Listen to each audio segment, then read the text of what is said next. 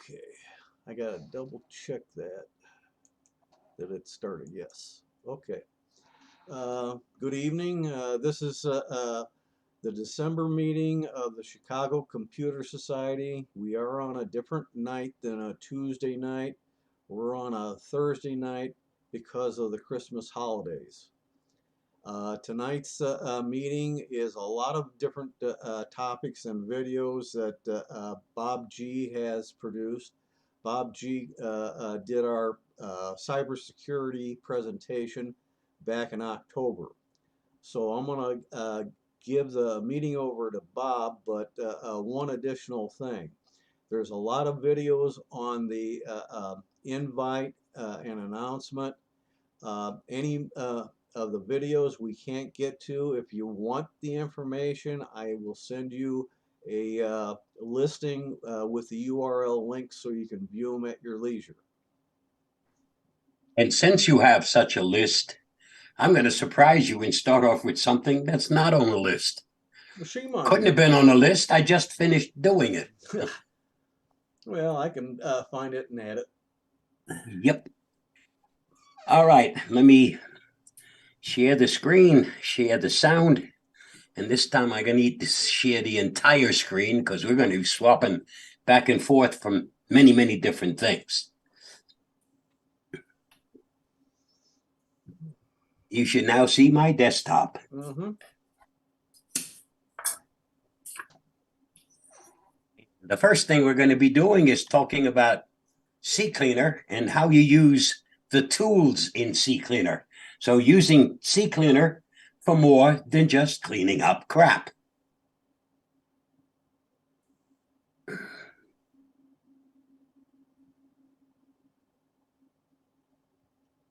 Hopefully now you guys are seeing the PowerPoint presentation. Okay, then everything's working like it should. Yep. Ccleaner, don't pay attention to the version because this video was done some time back, but everything we talk about hasn't changed. It's still exactly the same, except the version, of course, has changed. When you go to the download links, and I'll be supplying follow-up information that I'll be sending to you, Tim, and you can then pass that along to everybody else. That will have the links to all the stuff that we talk about and quite a bit more. All right. Okay. Sounds good. Ccleaner, I always recommend the one that doesn't need to be installed, the one you can put on a thumb drive and take from one system to the next. Number one, it doesn't have so much of the garbage on it. And number two, it's just more convenient because it doesn't have to be resident. I don't use Ccleaner as a resident program. Mine is set up when I want to do the cleaning, that's when I do the cleaning, not when it decides now is a good time.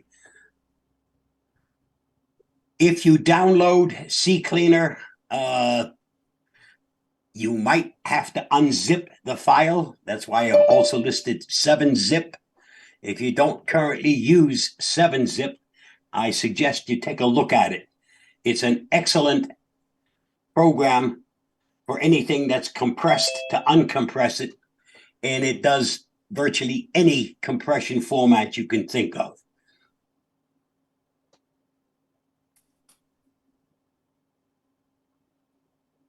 When you install Ccleaner, I personally am not happy with the default settings. So before I do anything with Ccleaner, I do some changes. This little tutorial will cover the installation of Ccleaner version 5.7.1 and some privacy and other setting changes after the installation that should be followed. Number 1, always use custom. Default will install whatever the company wants to install. Customize will allow you to choose what to install and what to bypass. I personally don't need a desktop shortcut. All the other options are useful and will stay. Click on More. I want it to be installed just for me since I'm the only one on this computer. Now we can go ahead and hit the install. Bypass Viewing the release notes. Next, we'll select Run Ccleaner. Close this one up. Options, Privacy, and what you want to uncheck is Help Improve the App, Upgrades, and Offers from Third Parties. That will stop the pop-ups. One more thing to do in the options. I like to use my Ccleaner on demand. I don't want it to be resident. I don't want it to automatically do any cleaning for me. So to fix that, go into Smart Cleaning and uncheck Tell me when there are junk files to clean, and uncheck Enable Smart Cleaning. Yes, it'll warn you because it likes to be resident. I don't want it that way. I'll do my cleaning on demand when I want to clean garbage. Are you sure you want to do this? The answer is yes. That takes care of all the changes that I'm going to make. You are now ready to use Ccleaner, and I recommend that you use the default settings. They're perfectly safe. They'll clean out all the garbage for you, and you'll have probably a slightly faster running computer. That's it for the settings changes and the custom installation of Ccleaner. Stay safe, be free. I hope this helps.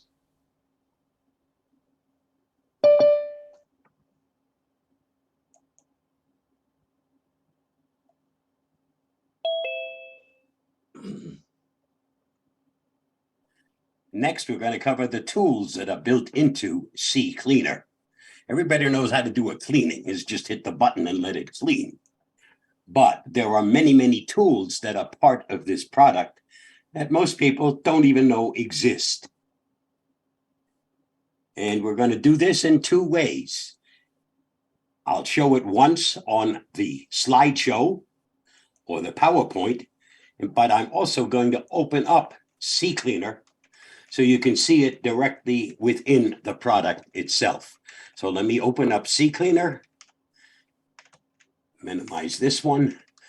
Now, Ccleaner, the first part that you have in the tools, and there's your tools in Ccleaner, is uninstall. There is an uninstaller built into Ccleaner. And there are some things that you can do in this uninstaller that you can't do in the one that comes with your Windows computer.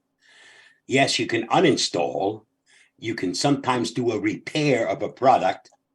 You can rename what this says over here in case it's Chinese and you want to put it to something that you can understand.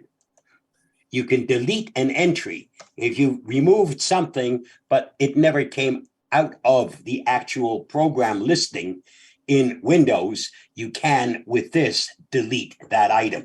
Delete is not the same as uninstall. All it does is simply delete the entry in the programs that are installed on the system. Okay? You can do one other thing. All the way on the bottom, it says save to a text file. So when this is open, this is a listing of all the programs that are installed on my computer. Well, sometimes, especially when you do maintenance, or maybe you want to do a clean install of Windows, but you kind of like to know what you had before you started fresh, use this and do a save to text file, and you'll wind up with a listing of all of these. And it makes it easy to reinstall the programs that you actually want. I do lots of beta testing and lots of program exploring and stuff. So my computer always has lots and lots of programs on it. I only used it once, and that's just to put it on the system so I can test it and put it through its paces. And then I probably never go back to that product again, unless it's something that I think will be useful for me. But so quite often, the best way to clean up your Windows computer is to do a fresh install. And if you have a listing of those programs that you actually really use, well, then it's very simple to use the listing to go back and reinstall those programs. Okay, so you wind up with a clean computer and you only put back those programs you actually use. For me, that's probably 80% of what here would have disappeared if I had recently done a clean install.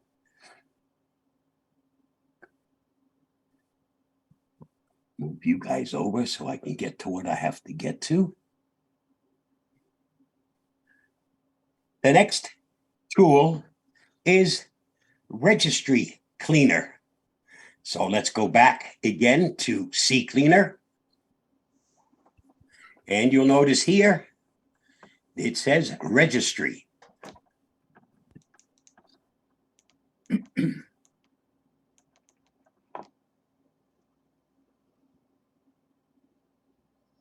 I personally do all registry cleanings using regedit. I don't use a tool because if I don't know what I'm doing, all you can do with a tool is quite possibly mess up your system. And if you make the wrong move in the registry, your system isn't going to reboot. So a registry cleaner, if you make no changes in here, the changes it makes for you are safe. You're not going to have a system that won't reboot because something happened.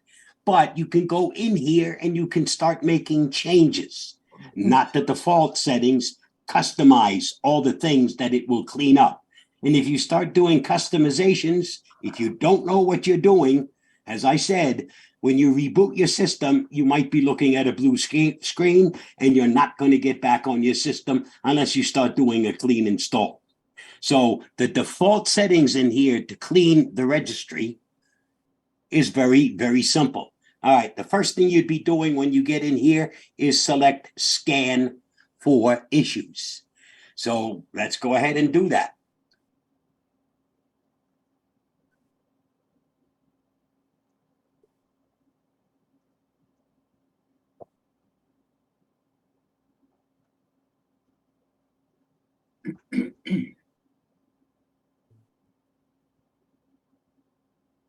Finish the scan. So let's go and review selected issues.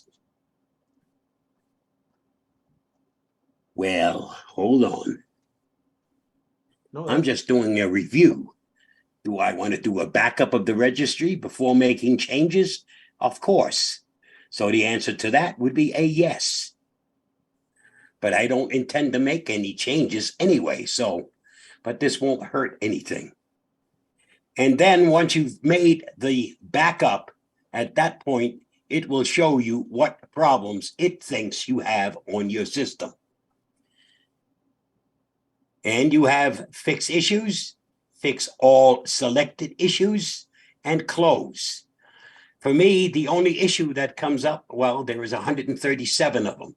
And I am not making any changes on here, okay? As I said, if I find something wrong or something's not working right, I use regedit. I go in and I manually make changes. You can, without any hassles, if you have not made any changes to the settings within Ccleaner, use this and you'll still boot your system.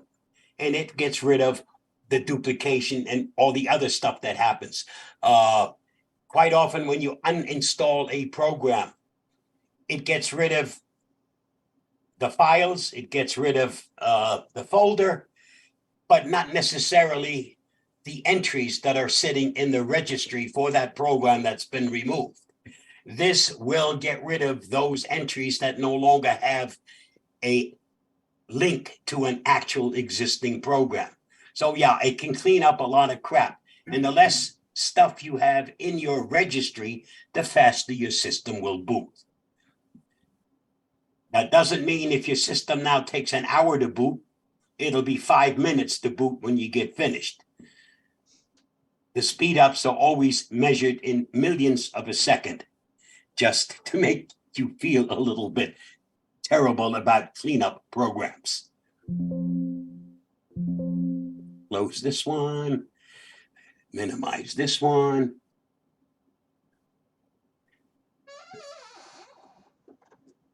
Okay, we went through the uninstall. This can remove items not normally available via Windows uninstaller, and it also has a repair function. That's in the uninstall. The next one We covered this one. You can use the bottom part, save to a text file, which means you create a text file of all the programs installed, which you can use as a reference point anytime you want to go back and look, what do I have? What do I really use? And maybe they've got quite a few programs you never ever use. And unless they're used by the system, all they're doing is clogging up your computer.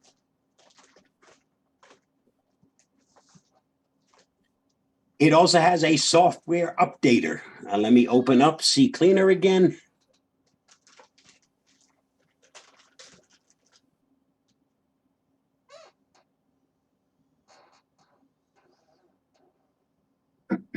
Software updater. The software updater in Ccleaner has a very few programs that it looks for and sees whether you have them on your system. It is not the program I would recommend to keep your programs updated. Program I do recommend, and I told you about that one in the last presentation. Where are you, baby?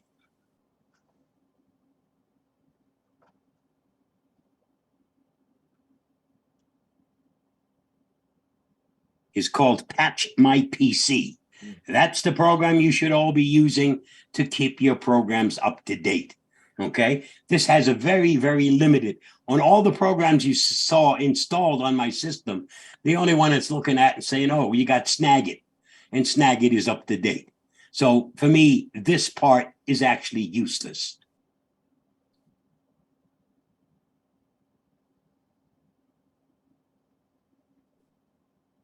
Startups, and this is where this program shines. Yes, you can use program, the part that's built into Windows to check on the startups that run, but it gives you very limited information and only selected information. It doesn't tell you everything. Whereas in Ccleaner, when I go to Startup,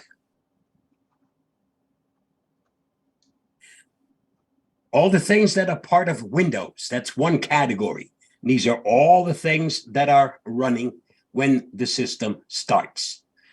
If it's part of Windows, my suggestion is you better make awful damn sure this is something you really know you don't need. Because if you uninstall it or disable it, it's not so bad. You can always re-enable. But if you delete it, that means it's not going to be there and you're going to have a problem if you made a mistake. So anything that's in Windows, leave it alone unless you know exactly what it is. But it also gives you a listing, scheduled task, the items that run on a schedule. Okay, they don't start up every morning, but they have a schedule. So this tells you what runs on a schedule. Let's see, is it on here?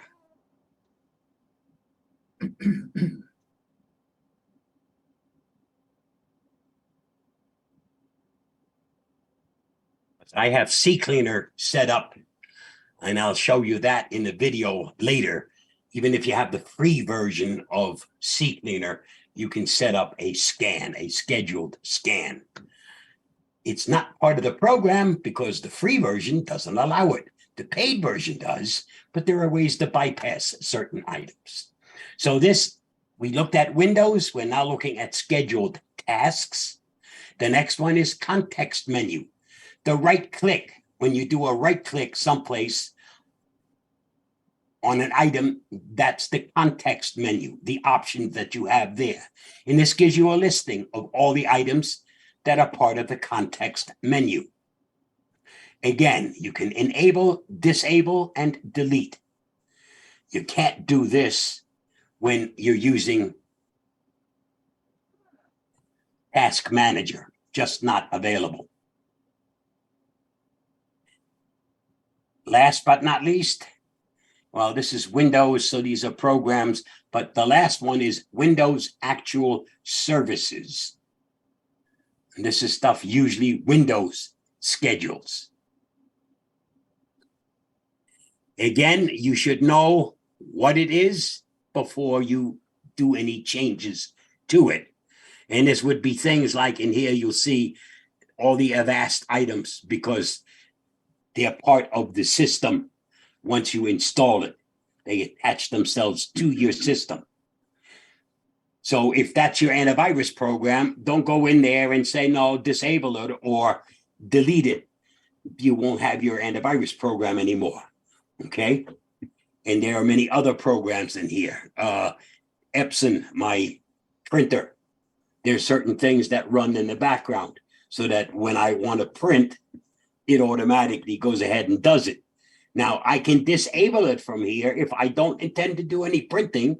And maybe I have a computer that's marginalized, doesn't have a whole lot of RAM, doesn't have a whole lot of resources. And I have some things I want to do where I need more oomph than the computer normally gives me. So you could go in here and disable, not remove, just disable. And when you get finished, you can go back and enable it. Okay. That's one way to get more out of your system than you could without these features. Browser plugins. Let's go back to Ccleaner. That's the next item down the line. We're in startup, and next is browser plugins. And these are the plugins that you installed on your browser. Now, this says Internet Explorer. They still haven't gotten around to making the change. I've only bugged them for 9 months. We don't use Internet Explorer anymore. We use Edge, and this refers to the plugins in Edge. I also have Firefox on my system, so it has them for Firefox. And my default browser is Google, so it also has, and you see there's a whole lot more in Google than anywhere else. These are all the plugins that I have working in Google. I can from here, if it's disabled, enable it. If it's enabled, I can disable it, and I can delete any one of these entries. Again, caution, if you delete, you better know what you're doing. But it's a way of getting at things on your system. The average Joe Schmo will never, ever use any of this, should never use any of this. But those of us that have a little bit more knowledge and want to make some improvements, it's great to have the tools to be able to do that. Back to Ccleaner. Whoops. Disk Analyzer. That's the next item on the list. Disk Analyzer. I'm going to analyze, and then you'll see what I'm talking about. So when you first open this, you have to hit the button that says Analyze. It is now going to analyze the drives that I have checked off. And it only takes a couple of seconds. Of course, the more crap you have on your system, the longer it will take.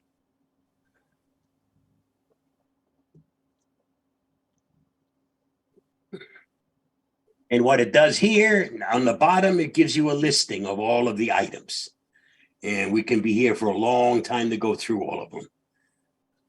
Up on top, it tells you by category what is using or how much it uses in pictures, how much I have in music, how much is in my documents, other files. And other files, in my case, the reason that that is so big, my videos are in a directory that doesn't get synced with my online drive.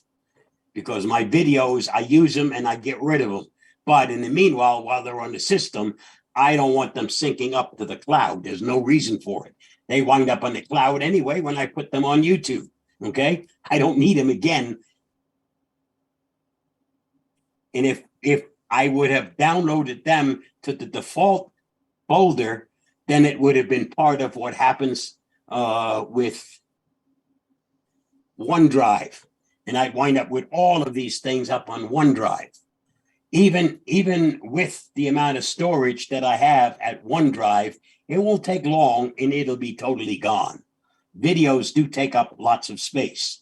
And when you produce quite a few videos, that space disappears very quickly. So it tells you how much, and it's color coded, so you can at a glance just look at it.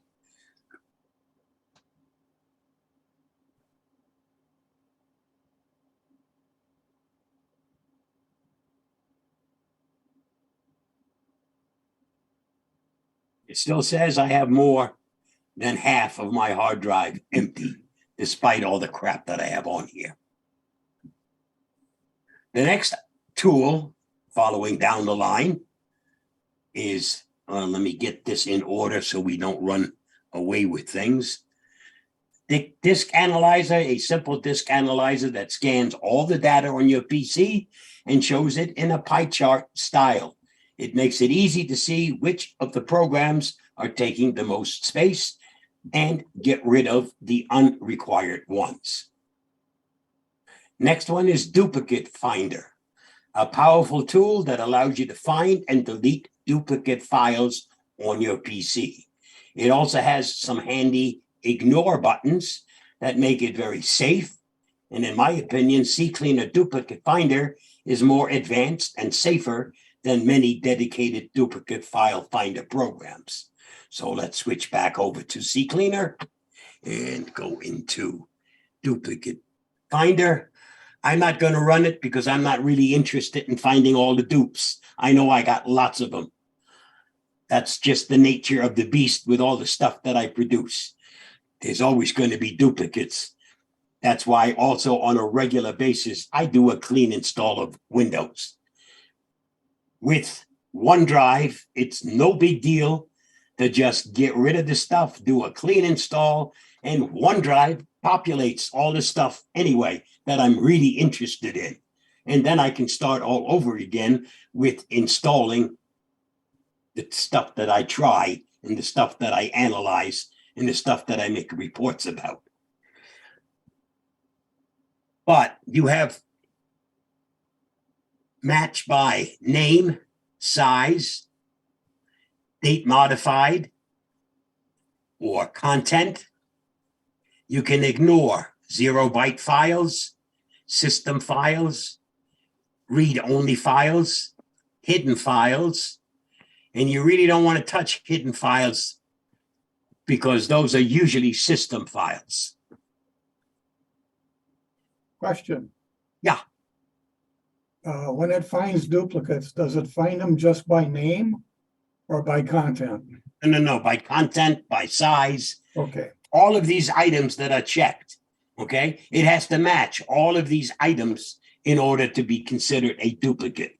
If it doesn't meet all of them, it's not a duplicate. It might be the same file, but there have been some moderations. Maybe you installed them on different dates.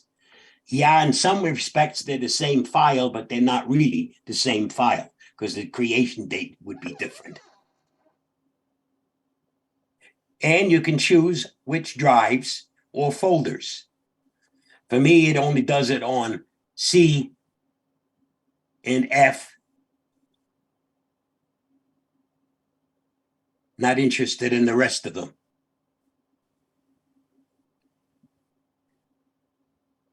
Any other questions? Pop them out as you think about them, because that's the easiest way. Okay, offhand, for the duplicate finder, do you have an option to be able to back up the duplicates that normally would be deleted before you actually delete them? Within the program itself, Yes. No, not that I know of. Okay. You would have to manually do a backup and then go ahead and do the deletions. Okay. You use that for pictures also? Yes. Because I use duplicate. There's a duplicate picture one that I use. Yeah, pictures are one of the categories in here, and then you can specify all the other do's and don'ts. So you can exclude certain things and you can include certain things. Okay, And then you can do your parameters with what it has to look for, what has to match. It has lots and lots of settings in it. System restore. Keep tabs on your system restore points and easily remove any you no longer need. I don't know how many of you use System Restore. Way back when, System Restore was a program you hoped when you needed it, it actually worked. Mm-hmm. Now it's very, very rare that it does not work. Okay? It's come that far that it actually is a tool you almost all the time can depend on. And if you have a problem, but you didn't have it yesterday, if you created a restore point yesterday, just go back and you're back in business. I don't recall the last time when I did a restore that it came back and gave me an error. It has gotten that reliable. It's not like it used to be. So let's go back to Ccleaner, System Restore. And there are my restore points.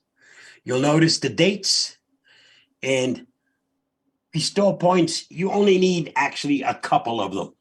You don't have to have 50,000 of them there. And restore points do take up disk space. So if you don't need it anymore because your system's been running fine for the last 3 weeks, well, why are you still keeping restore points from 3 months ago? Okay, you can go in here, you can select one, and you can just tell it to get rid of it. That's the nice part. In Windows, you can also get rid of the restore points, but it gets rid of all of them except the very last one. I don't want to have just one, which is the last one, because something could have happened that happened maybe a week ago, and I haven't yet reused something that's been affected. So I do want a little bit of time to be able to go back to. So going in to clean up and get rid of everything except the very latest one created is not always advantageous.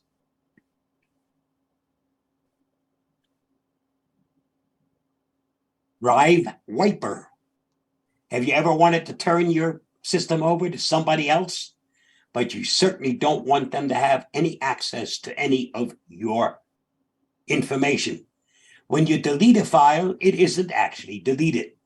The operating system just makes it as deleted and shows the space is free to keep the deletion process fast. When you add more data, this data is then overridden, but that could take who knows how long. A recovery program like Recoova, which is part of the same company that makes Ccleaner, which is all part of Avast, also makes an excellent recovery tool called Recoova. Can easily extract this deleted data, which could be a huge security risk. Drive Wiper permanently deletes the data and ensures your deleted data is unrecoverable. You can either wipe free space, which is just the empty stuff, in your PC, or permanently delete all the data in case you are selling or disposing of the hard drive. And let's go back into Ccleaner. Drive Wiper. Just so you know in advance, I will not be demonstrating any part of this because I'm demonstrating it on my system, okay? But it can wipe out only free space. Or it can do the entire drive. You make the selection. It can do a single override, which means just one time overwriting the data, which Recoova would wind up recovering. Okay? So the average person, once you overwrite it once, that's the end of it. Forget about it. They're never going to get to it. But when you use tools, forensic tools, programs designed to recover data, even if it's been overridden, there's always stuff that you can recover within it. You might not be able to get the entire document, but you can get most of it back. However, one is the default. You can go up to, if I had my glasses on, I could tell you. 35. 35 times. I can guarantee you that if you overwrite something 35 times, I don't care what tool you use, you're never going to recover that data. Okay? You'll have to start from scratch because nothing left on that drive is something somebody else is going to be able to recover. It's nicer to do that and turn the old PC over to somebody who will still get some use out of it. The other alternative is destroy the hard drive or take the hard drive out. But if you do that, then that person has to go ahead and start getting a hard drive, and it's a pain for them. But the one drawback to this, if you overwrite it 35 times, you start it today and come back in a month and hope it's finished. Okay? Just so you know, overwriting takes lots of time. And So drive formatting doesn't do that? No. No. Nope. It just changes pointers. It doesn't overwrite the information. And when you look at the formatting options, most of the time it's set to a quick format, which means Yep. only does the file partitioning setup. It doesn't do anything with what's out there. In essence, it sets you back to the beginning so you can start overwriting when new data is put on. Right. But all the other stuff, it's all there. Okay. If you have a hard drive that you just formatted and then take it out and use a tool on it, you're going to be able to recover most of the information because it hasn't yet been overridden.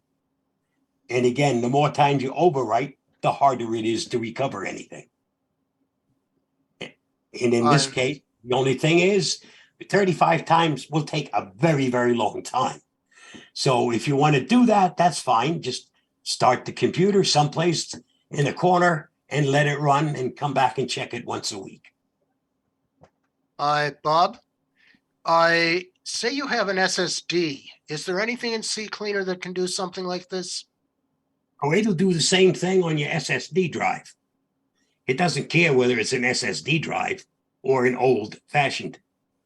How can it overwrite an SSD? No. I'm not the one that writes the information or does the program. I know it wipes out an SSD the same way as it gets rid of an IDE. Well, there can be further discussion about that some other time.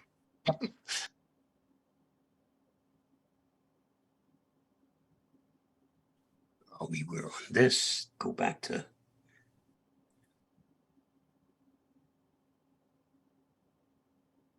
Run on a schedule. Set up a schedule to let Ccleaner do the cleanup task on a schedule you've set up. Do this only after you've customized Ccleaner as to what you want cleaned on a regular scheduled basis. So you do all your changes in Ccleaner before you set up the scheduling, because scheduling will automatically start. You can't go in and make changes. That's the whole idea behind this. I don't want to be bothered. So once you've got Ccleaner set up just the way you want it, then it's okay to set this up and let it run on a schedule. This isn't available in the free version, but there's an alternative via the task scheduler that's part of Windows. Before we get into this, I want to show you one other thing, and then I have a video that shows you how you set up the task scheduler so that you can do cleaning on a schedule, even in the free version of Ccleaner.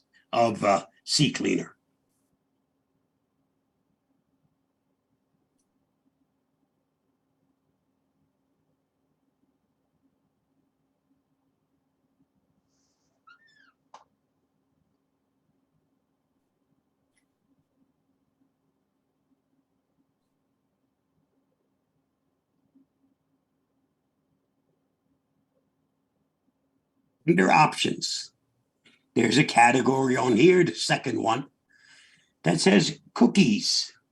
Because part of what Ccleaner does on its regular cleaning is to clean out the cookies. And it cleans most of the cookies. Not interested in this. I don't want to close the browser, so no. Your cookies, the ones that will be cleaned, are shown on the left-hand side. Now you'll notice I have quite a few on the right-hand side. These are the ones that Ccleaner will not clean. It's because these are the sites that I go to on a regular basis. Once I clean out the cookies on the website, I have to go into all of the entries for username, password, so on and so forth. All of my settings and the way that I use a website are part of the cookies. That's what the cookies do. They make the use of the website easier for you. If you wipe it out, you start from scratch. So the programs or the like Avast.com, well, I'm on Avast half of my day. So if that's listed in here, it's going to get cleaned. Any item that you see on the left-hand side, you can select, and you can then, with that arrow, move it over to the right. So if it's something that you visit on a regular basis and you don't want the cookie cleaned up, select it, click the arrow, move it over to the right, and the next time Ccleaner does cleaning, that's a cookie that will be skipped. Now, there are some defaults that you'll automatically find on the right-hand side that by default, it doesn't clean because most people go to those sites on a regular basis. But everything else, when you see it on the left, when you do the cleaning, they'll be eradicated. If you don't want it done, select it and move it over to the right, and then it will not get cleaned. Okay, this is one of the things that you should be doing before you set up to have it done automatically. Otherwise, and if you don't catch all of the ones that you use, you're going to find eventually when you go to the site that, oh, I got to enter all my stuff all over again.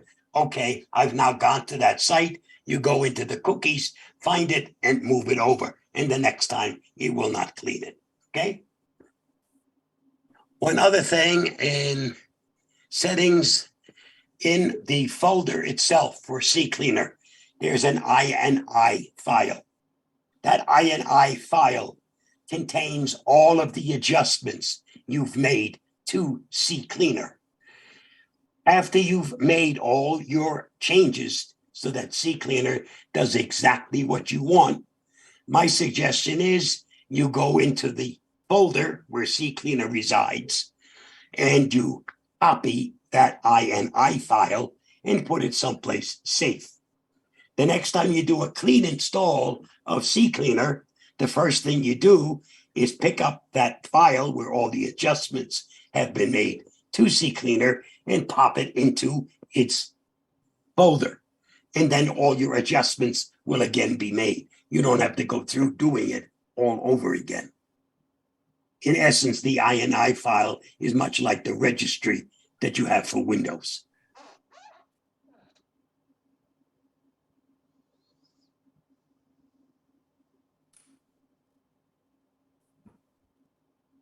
Okay, so let's now go through and do the schedule.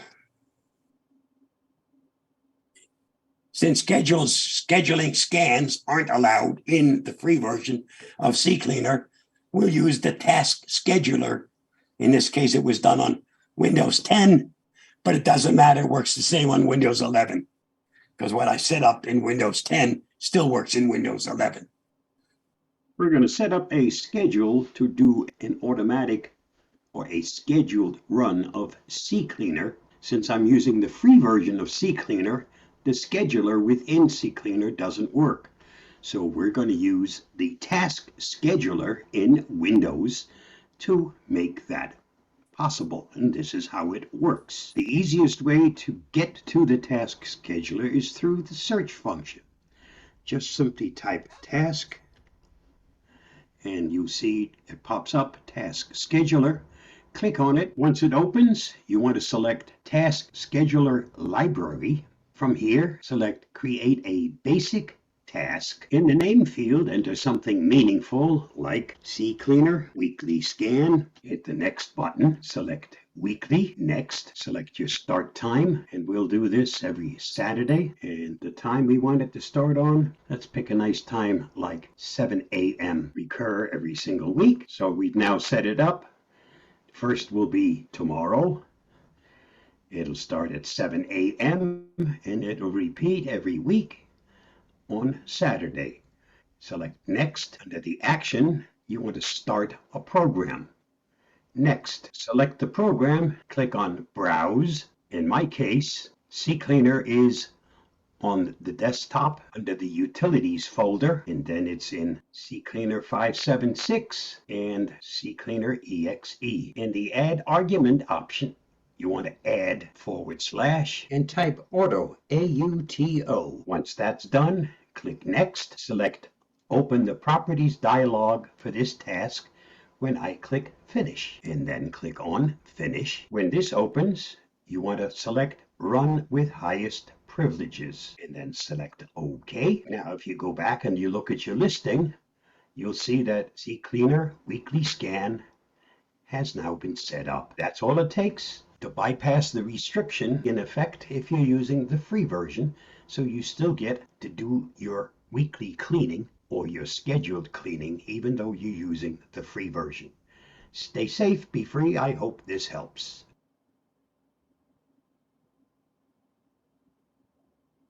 Questions? And yes, you'll have a link to that video so you can follow it at your own pace with pauses wherever you need to pause so you can get all the steps if you want to set this up. You can also create a desktop shortcut to do a cleanup whenever you click on that shortcut. And if you're installing it on the default folder, when you do the install, you'll be going to C, Program Files, Ccleaner, Ccleaner 64, if you've installed it on a 64-bit computer, a space, / and auto. That's what you put in the argument line for that shortcut. And then you change the icon so it shows the Ccleaner icon, and you'll have a little icon on your desktop or wherever you want to put it. And when you click it, it will automatically start Ccleaner to do the cleaning.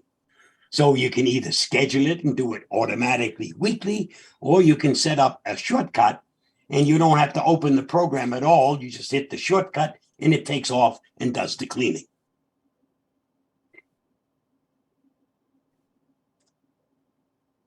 Simple if you know how. Any questions?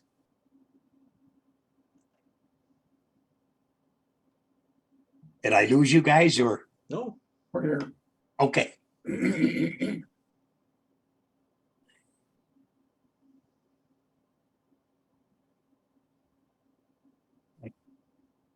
This is what I had talked about earlier. Bonus tip, back up your settings. Again, this is the folder where it winds up if you're using not a custom, but the default installation. This is the folder it winds up in. Program Files under Ccleaner, and then you'll find the file called ccleaner.ini. Copy the above file to another hard drive, a thumb drive, or a folder that you back up on a regular basis. And if you need to do a clean install of Ccleaner, simply replace the current ini file in that clean install with the saved file, and all of your settings will be restored including all the cookies you've decided to keep. Okay? And the cookie part is the worst of the whole bunch when you do a customization, where you have to go through, because there's lots and lots and lots of cookies. So to go through all of them and pick out the ones you don't want cleaned on a regular basis, that will probably take you the most amount of time when you do a customization of Ccleaner. And you have to do a customization before you do any kind of automatic cleaning.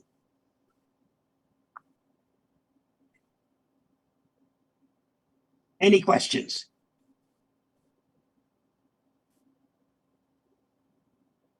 Because that winds up with the tools in Ccleaner that most people never ever bother to look at. Quite a few.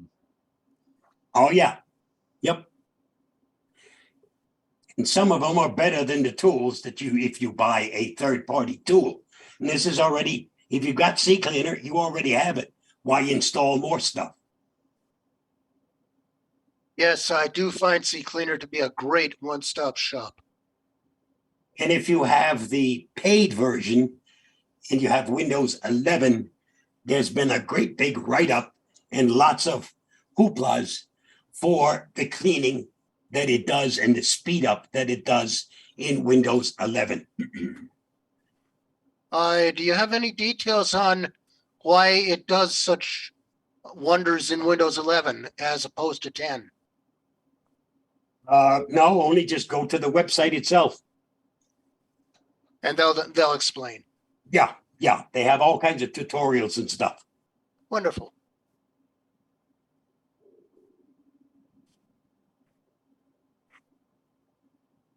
Yes, now we're ready for a fun part. What's the website? Just go do a search for Ccleaner. Yeah. Okay. It's the Paraform website. PIRIFORM.com. But a simple search for Ccleaner will get you right to it.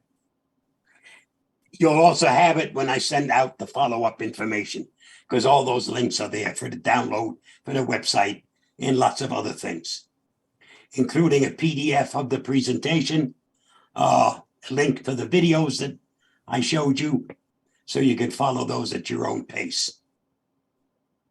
That'll all be part of the stuff that I'll be sending to you, Tim.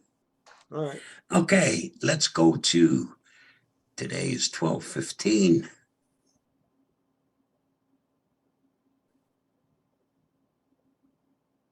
I said I was going to make a change.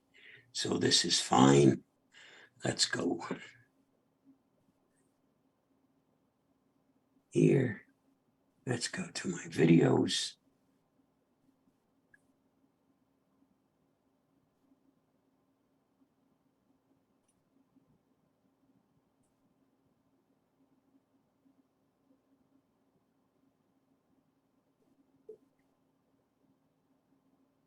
Okay, this is the baby I just got finished. So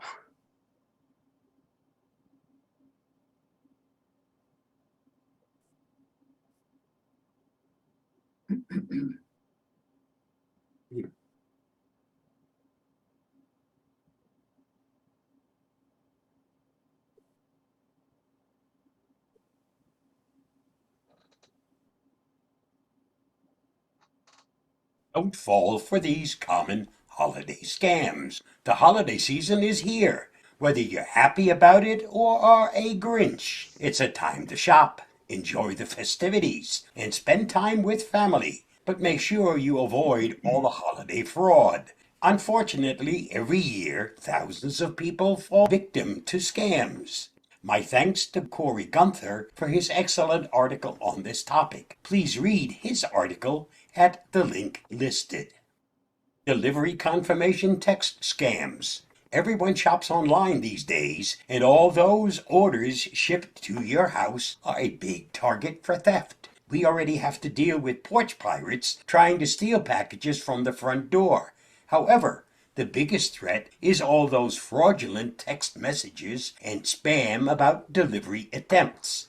confirm for delivery or shipment delayed. While this isn't new, it's a growing problem that reemerges every holiday season. Scammers send fake text messages claiming that a package is delayed or that you need to confirm the delivery. These messages almost always have a link for you to click, but don't click on the link. Just don't do it. Let it sink in. That call from Amazon, Apple, or Walmart is fake. A similar yet different spam approach is that dreaded phone call. And no, Amazon, Apple, Walmart, Best Buy, or other sites will likely never call you. You will never get a phone call from Amazon about fraud on your account, an Apple employee saying your iCloud was hacked, or anything of that nature. This scam is similar to those old Microsoft fraudulent phone calls. This type of scam often uses the tactic of fear, uncertainty, and doubt. Sum them up as FUD. The caller will claim your account got hacked. Someone bought an iPhone using your account, or your Amazon profile could get deleted. They'll help you fix the problem immediately. Just don't fall for it. Avoid Secret Sister and Secret Santa gift exchanges. Don't get me wrong, there's nothing wrong with a fun Secret Santa gift exchange with friends, family, or co-workers around the office. But that's where this trend should stop. You'll want to absolutely avoid any Secret Sister trends online. Avoid gift exchanges or anything similar that doesn't involve being in person for the trade. Next, we'll cover a few other scams. Unfortunately, the season of giving doesn't stop bad actors. Just like us, it's their busiest time of the year. I've highlighted a few popular scams in preceding slides, but those aren't the only ones. According to the FBI, in 2021's crime report, consumers lost hundreds of millions of dollars during holiday scams. Google blocks over 15 million scam emails daily this time of year, which is mind-boggling, and that's just the tip of the iceberg. So here are a few other scams you want to be mindful of and avoid. Giveaways. Many brands do giveaways during the holiday, but avoid giveaways from unknown sources, or if it asks you to enter your credit card info. Fake charities.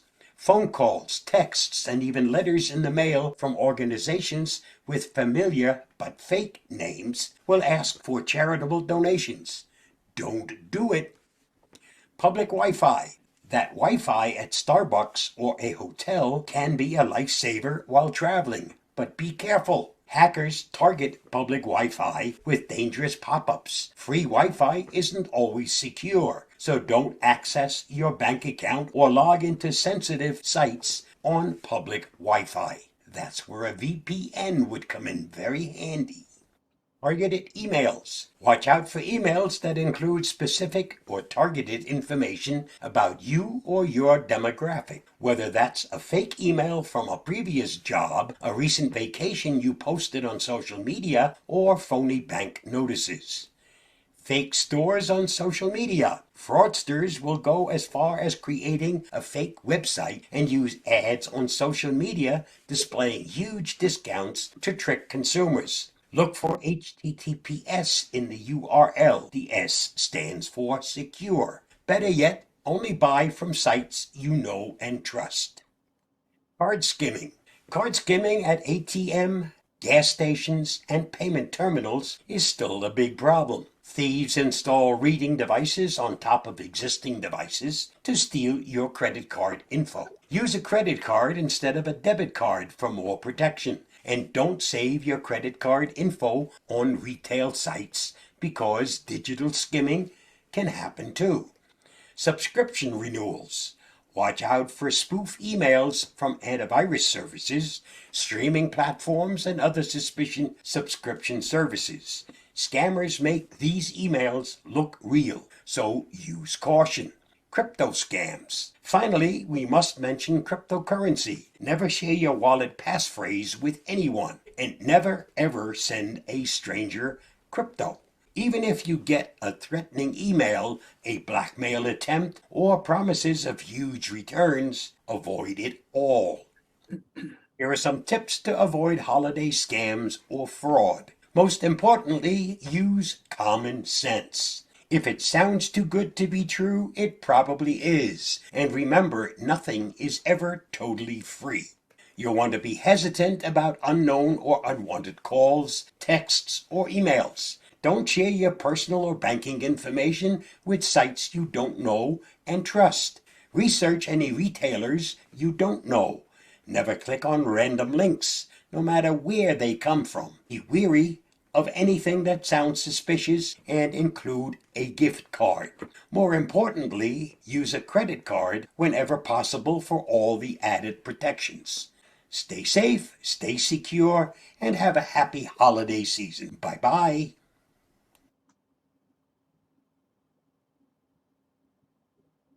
No. Come on.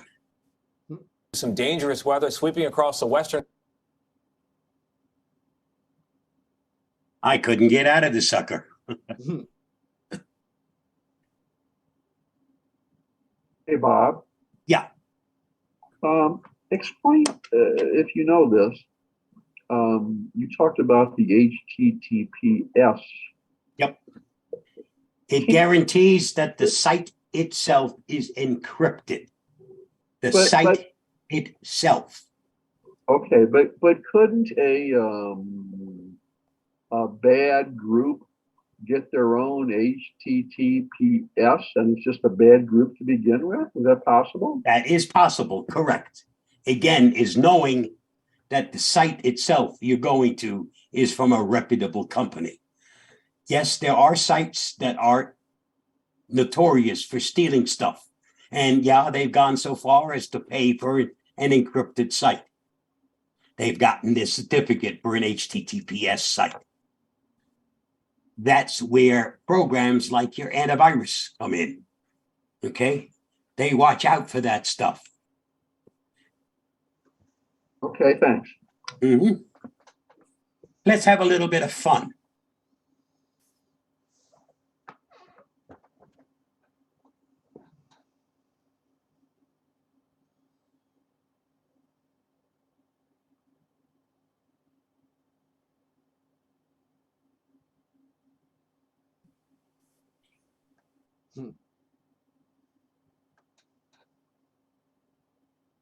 And I don't know, is this big enough for you?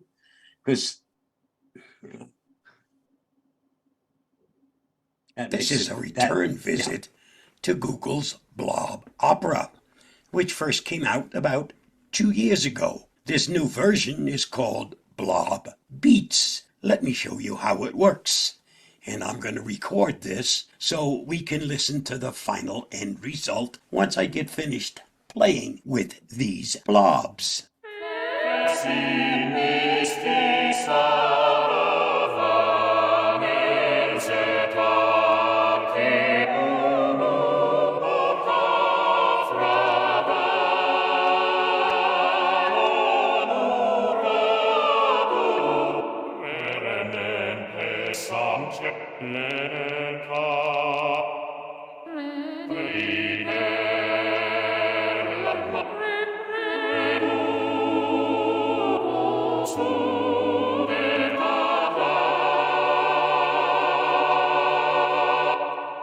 You not only can create your own masterpiece, but there are some options from here. It can play some Christmas music once you turn on the snow. And the choices are Jingle Bells, Silent Night, Joy to the World, Hark the Herald Angels Sing, Away in the Manger, O Come All Ye Faithful, and the First Noel. You can also play Once in Royal David City.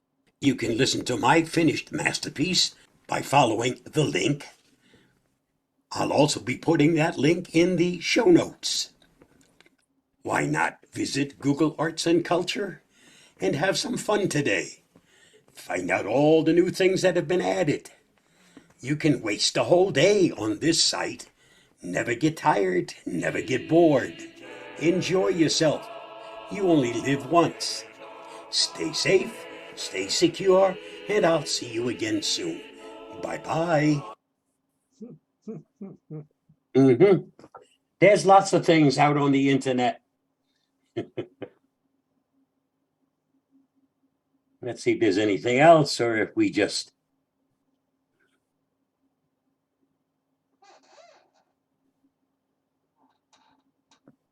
Yes. Artificial intelligence.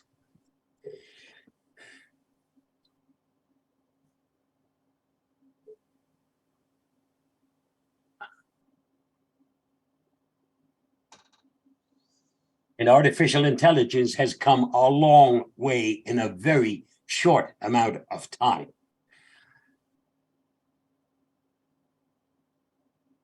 The AI cybersecurity professor. Most of us have spent years learning our craft, but times are changing due to something called AI. Using artificial intelligence-based tools, even a layperson can now sound authoritative on almost any topic. Cybersecurity is the topic I usually talk about.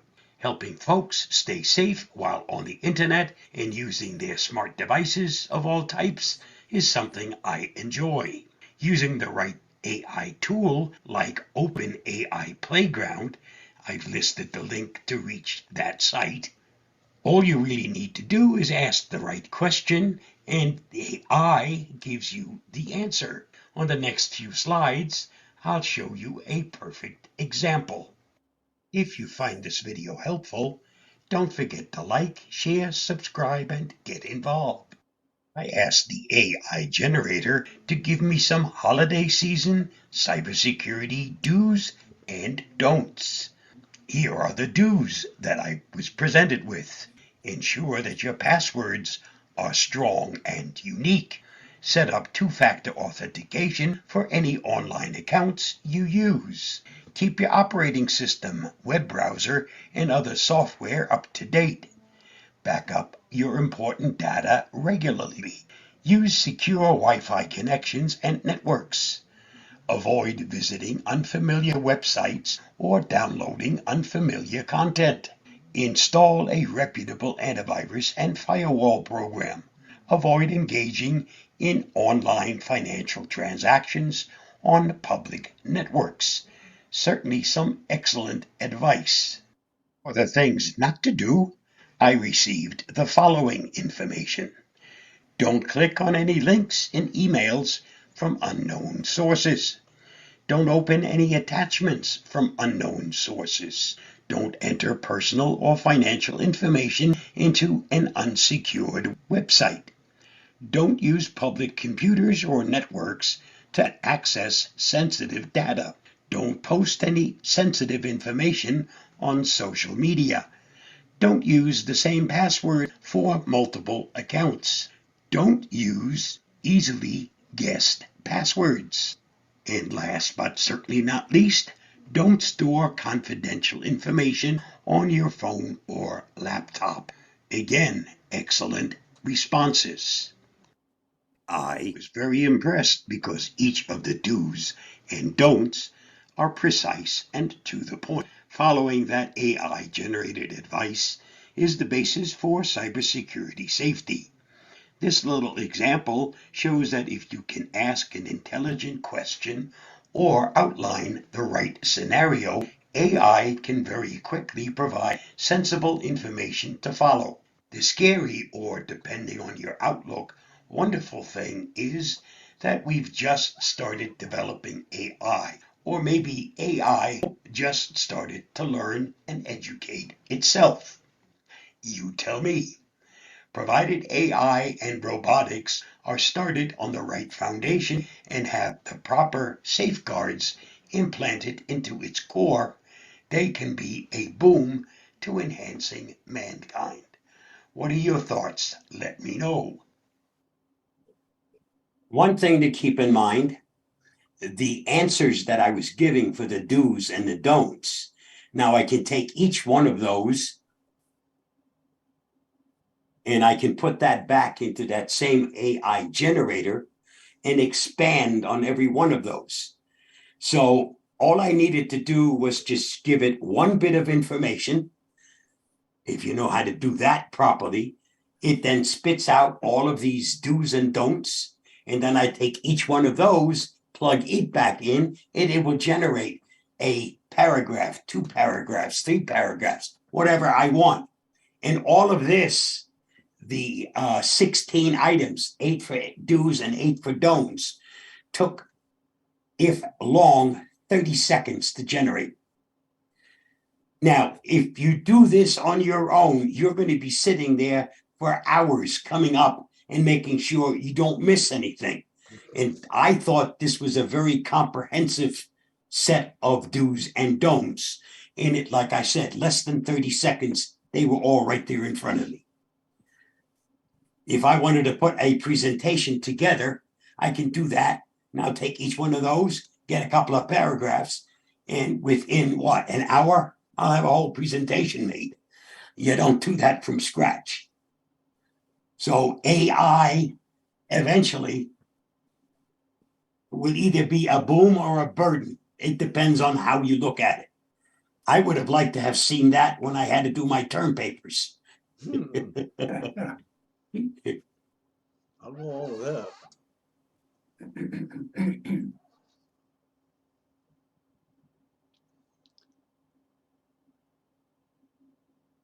And I think we're now going to go to the ones that you have on your list.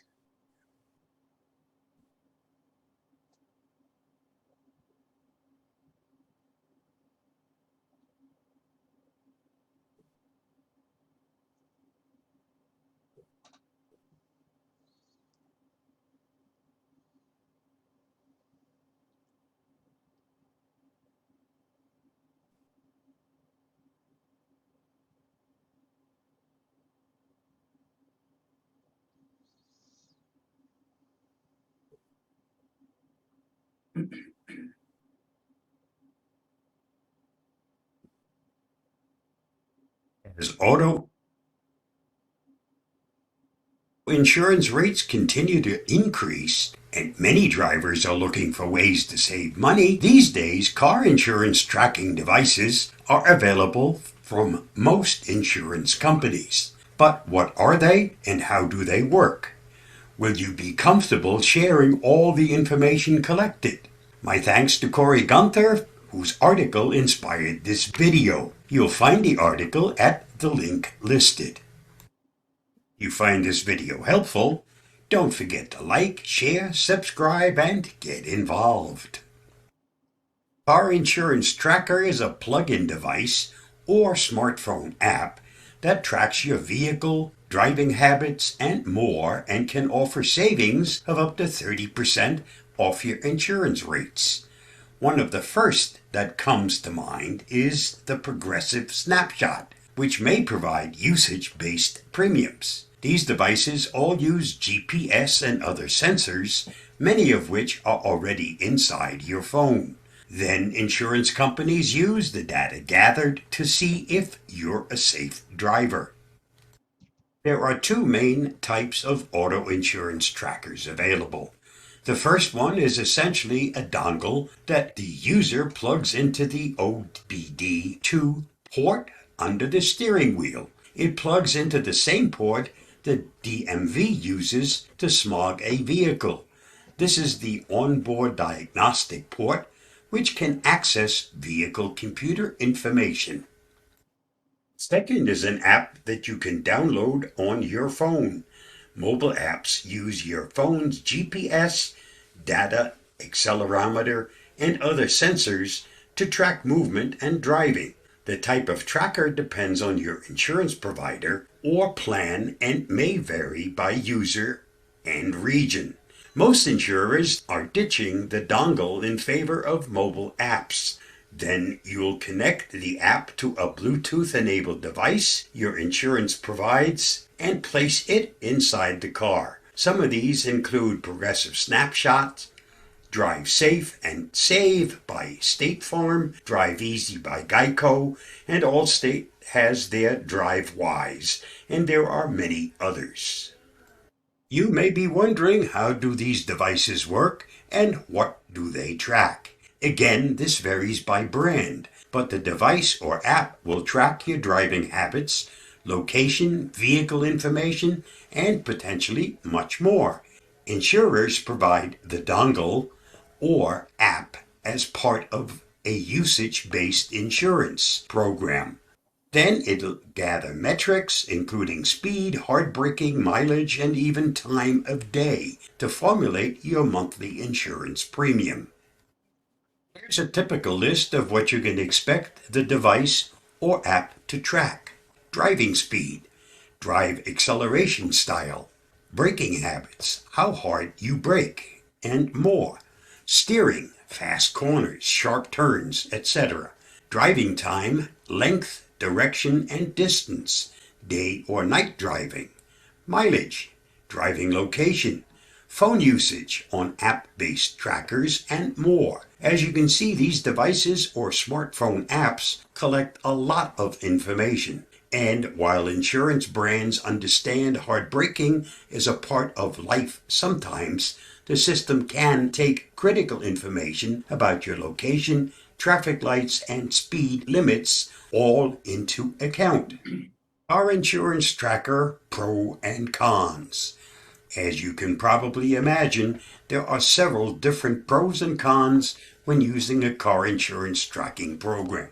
The most obvious pro is that you'll get a lower insurance premium and save money, especially if you're a safe driver or don't drive very often. Additionally, if you frequently speed, roll through stop signs, and don't exhibit good driving habits, you might not want one in your car.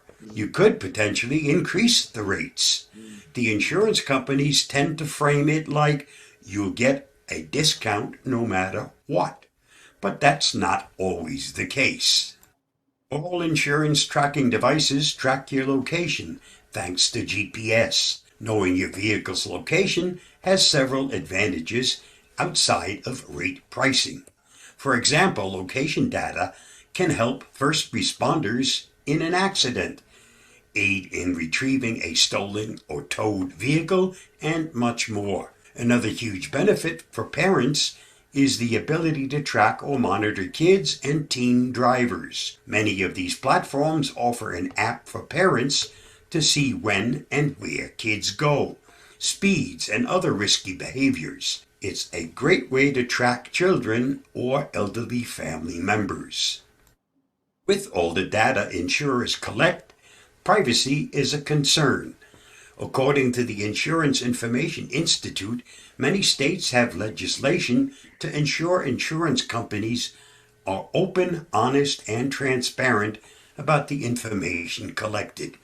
That said, remember that your insurance company will have a ton of information about you, where you go, driving speeds, and much more.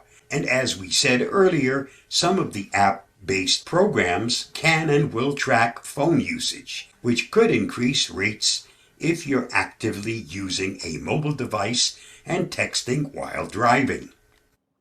So should you use a car insurance tracking device? And at the end of the day, it's up to you. If you're a safe driver with good habits, you could benefit from one.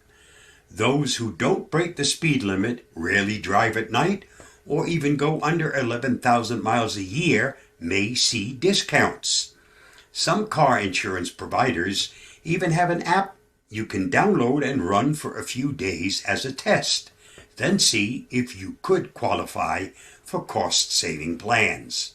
Either way, remember that if you have a car insurance tracker, every move you make in a vehicle will be tracked, monitored, and aggregated into a data point. You need to weigh your personal privacy concerns against the possible savings offered by the insurance company. That's a decision only you can make. Stay safe, stay secure, and I'll see you again soon. Bye-bye. Any comments? Yep.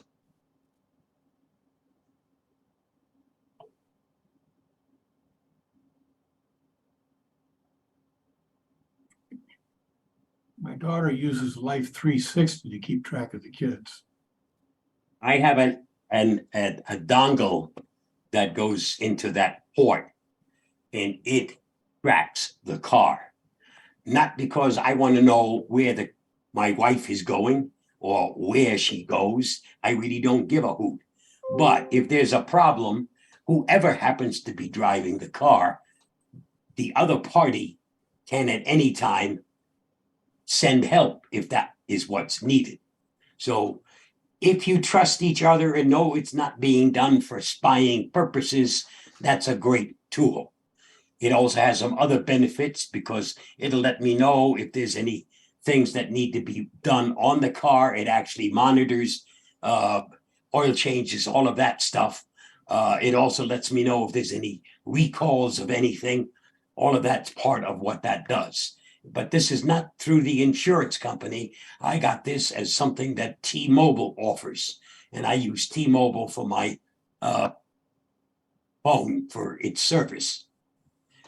It has one other benefit. It gives me Wi-Fi on board the car. And for me, that's a great benefit. What do you pay for that per month, Bob? It's an extra $10, and then there was about an $80 for the purchase of the dongle itself. But it cost me $10 a month.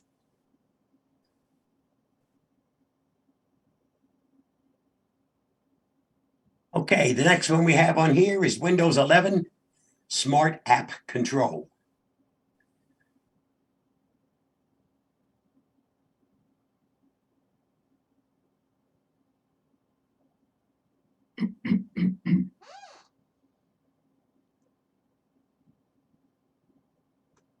There's some new protection coming your way in Windows 11. It's called Smart App Control. Smart App Control adds significant protection for new and emerging threats by blocking apps that are malicious or untrusted. Smart App Control also helps to block potentially unwanted apps, which are apps that may cause your device to run slow, display unexpected ads, offer extra software you don't want, or do other things you don't expect. Smart App Control works alongside your other security software, such as Microsoft Defender or any other third-party antivirus you may have installed. Let's take a look at what it is and how you will activate it. Currently, it's only available if you're a Microsoft Insider and you're running one of the preview builds in Windows 11. To get to the Smart App Control, start by selecting the Start menu, and once you get here, just start typing Smart App, and you'll see Smart App Control is the first thing that pops up. Select it. As you notice, nothing is selected. It's available, but it isn't turned on in either the on position, evaluation position, and unless this is not a clean install of Windows 11, this might already be turned to the off position. And it says here, once this is turned off, you can't turn it back on unless you first do a clean install of Windows 11. So unless you really don't want to use this added protection, don't use the off selection. I would recommend that when you first start this up, you start with evaluation. While Smart App Control is in evaluation mode, it will learn if it can help protect you without getting in your way too much. If so, it will automatically be turned on. Otherwise, it will automatically be turned off. So start with evaluation and let the computer decide whether this is going to be of any help to you or not. I hope that gives you a quick glimpse of some new protection that's coming your way soon in Windows 11 version 22H2. Stay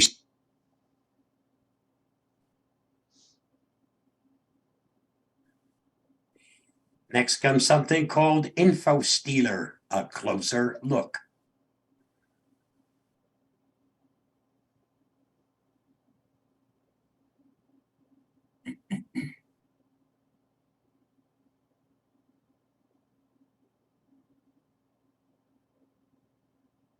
So what is an info stealer? As the name implies, an info stealer is a type of malware designed to harvest sensitive data from a compromised system. The stolen data is sent to an attacker-controlled server and often sold on the black market to other threat actors, who may use the information to commit fraud or gain unauthorized access to various resources and assets. My thanks go to Sean Conrad for his excellent article on this topic, which prompted this video. You'll find the article at the link listed. If you find this video helpful, don't forget to like, share, subscribe, and get involved. Think about all the information stored on your computer, your passwords, your credit card details, your browser history. Now imagine someone or something trawling through that information and extracting the most valuable data. Infostealers can extract a wide range of data from an infected machine, including credentials used for online banking, email accounts, social media sites, FTP services, credit card details, emails, hardware information, operating system information, cryptocurrency wallets, screenshots. They even home in on specific file types like images, documents, spreadsheets, just to name a few. Infostealers usually operate as a malware as a service, which is a business model in which the developers of malicious software lease their malware to others for a fee. This arrangement allows almost anyone to deploy an infostealer, regardless of their technical aptitude. Infostealers can vary in functionality and use different methods to extract data. Some focus exclusively on harvesting data, while others provide remote functionality that allows threat actors to drop and execute additional malware on the compromised system. You might be wondering why threat actors use infostealers. Infostealers' attacks are typically financially motivated. The stolen data is analyzed and any valuable information is collected and organized into a database, which can then be sold on the dark web or through private Telegram channels. Buyers may use the information to commit various types of fraud, such as applying for bank loans or credit cards, purchasing items online, or making fraudulent health insurance claims. Buyers may also use compromised login credentials to gain entry to corporate accounts and remote services. Once access has been obtained, threat actors can easily use a hacked account's privileges as a starting point to initiate further malicious activity. Infostealers are also commonly deployed in ransomware campaigns. It has become increasingly common for ransomware operators to spend significant amounts of time in the target environment before deploying the final ransomware payload. During this time, they may use a variety of techniques to gain a firmer foothold, which often includes the deployment of infostealers. Harvesting credentials may enable threat actors to move laterally and escalate permissions, while stealing machine-specific data, such as IP addresses, country, ISP operating systems, browser information, and so on. You can help them tailor the attack to the environment to inflict maximum damage. You might be wondering, how do you get infected with an infostealer? Threat actors may use a variety of attack vectors to distribute infostealers. Some of the most common infection methods include the following: spam. Threat actors commonly delivered infostealers via email, often under the guise of a legitimate organization.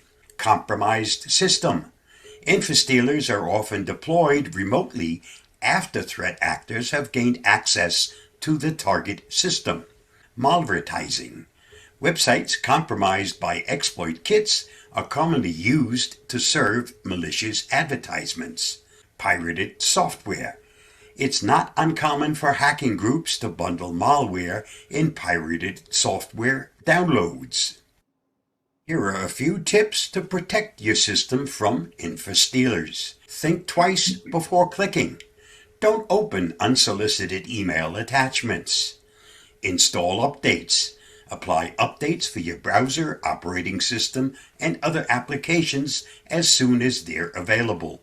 Use multi-factor authentication.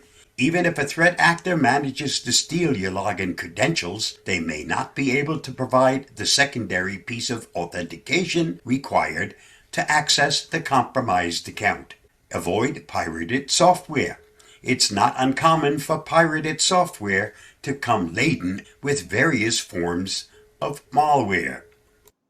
Some of the most popular info-stealer families include Redline Stealer, targets the Windows operating system and is typically distributed on underground Russian malware forums. Raccoon Stealer is an info-stealer that extracts data relating to crypto wallets, browser cookies, passwords, browser autofill information, and credit cards. Vidar Stealer can steal a range of sensitive data, including banking information, login credentials, IP addresses, browser history, and crypto wallets. As you can see, info-stealers can harvest a broad range of sensitive information which threat actors can sell or use to execute additional attacks. They are typically distributed through spam, malvertising, compromised accounts, and pirated software. Being careful with your clicks, keeping your software and operating systems up to date, and enabling multi-factor authentication can help reduce the risk of infections and limit the impact of an attack. Stay safe, stay secure, and I'll see you again soon. Bye-bye. Any comments or questions?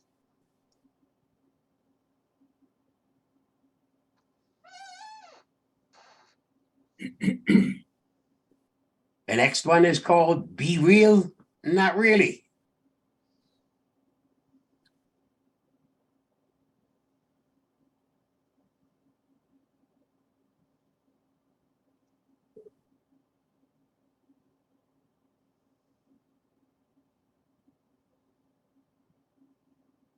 Should you be using Be Real? Not really, in my opinion. The social network's aim is to allow people to share unfiltered moments of their lives. The potential danger comes when those unfiltered moments include information they'd rather not share. There's a new social media app in town, and it's making waves. Be Real, which launched all the way back in 2020, but didn't really start gaining traction until midway through 2022, encourages people to step away from the curation and filtering of other social media apps and be real. My thanks to Emma McGowan for her excellent article on this topic, which prompted this video. Read her article at the link listed.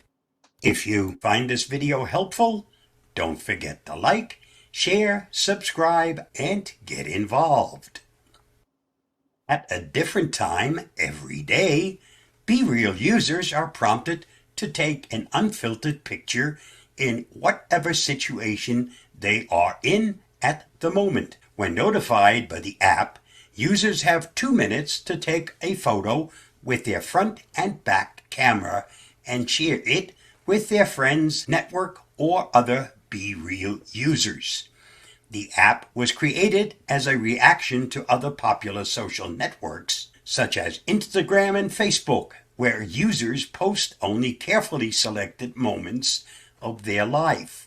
Those highly edited and manipulated photos have proven to have a negative impact on people's mental health. The stated goal of Be Real, then, is to give users the opportunity to see things as they really are, with no filters. While the app's owners suggest their intentions are good, there are some major potential privacy issues with it. Next, we'll explore what Jeff Williams, Avast's global head of security, found when he took a closer look at Be Real. From a security and privacy standpoint, it isn't very pretty. Number 1, it has the right to do what it wants with your photos, and for 30 years. After giving the terms of service a close read, Williams realized Be Real is granted 30 years in which they can reuse your photos in any form. That means ad campaigns, promotional materials, videos, compilations, literally anything they want. In addition to it being an unusually long time period, the nature of the app, which potentially rewards sharing embarrassing or compromising situations, means there's a very high risk for young people sharing without the thought of future consequences. Imagine your most compromising and embarrassing moment being attached to an ad campaign to your friends or to content which goes viral and garners millions of viewers. Williams said, 30 years is largely forever in internet time and potentially covers 60+% of someone's career years. This seems to be a particularly long grant of rights with exceptionally broad permissions for use. Number 2, you might reveal things you didn't mean to reveal. It's very easy to share identifying information like your location, personal information like what the inside of your bedroom looks like, or even proprietary information like a whiteboard at work on Be Real. Obviously, these are all things that can potentially be revealed on other apps, but the time pressure format, lack of editing and filtering, and hidden delete option means users are more likely to share things they wouldn't share otherwise. The app uses both the forward and reverse facing cameras as a way of capturing the activity of the moment regardless of what it is or who is in the background, Williams said. This model can result in sharing sensitive information such as the contents of a computer screen or on a company whiteboard, or privacy invasive photos of people who have not opted in to the service and who may have a right to an expectation of privacy. The time pressure can also result in sharing a personal moment which brings negative impact in the future, or where metadata exposes exact location. Number 3, there's a lack of content moderation. Be Real appears to avoid all responsibility for the content posted on the app by calling itself a hosting company. That means they are only providing a platform for others to use. Hate speech, child sex abuse materials, and other disturbing content could easily be spread on Be Real without any moderation. It's been called out in the press repeatedly that Meta does an inadequate job of content moderation, and that's with throwing hundreds of people at the problem, Williams says. I think that Be Real isn't going to make anywhere near that investment. So the result is likely to be that everything bad you've ever heard about a lack of content moderation on Facebook, you're going to see even more of on Be Real. Number 4, geolocation isn't off automatically. While apps like Instagram now have geolocation off as a default, Be Real does the opposite. When posting a photo, users are asked to turn on or off geolocation and whether they want to share it with the whole Be Real community or just their circle of friends.